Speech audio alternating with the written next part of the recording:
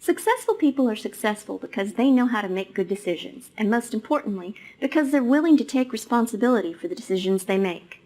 But how do you become a decisive person? You have to learn how to avoid patterns of thinking that make it difficult to be decisive. People who tend to focus on extreme outcomes often find it very hard to make decisions.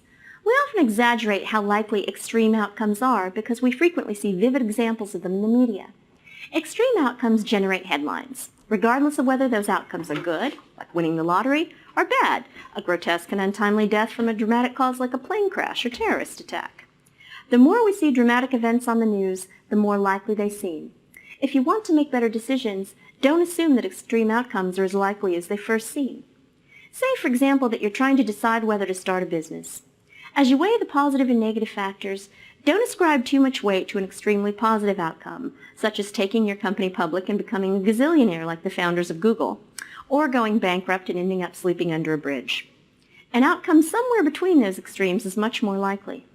Emotion can play a strongly negative role in the decision-making process, and an excess of emotion can have a crippling effect on your ability to be both decisive and make the right decision. Focusing on extreme results is one way to stir up a surfeit of emotions, but there are many others. The goal of this lesson is to give you the tools that can banish emotion and help you make decisions rationally and well.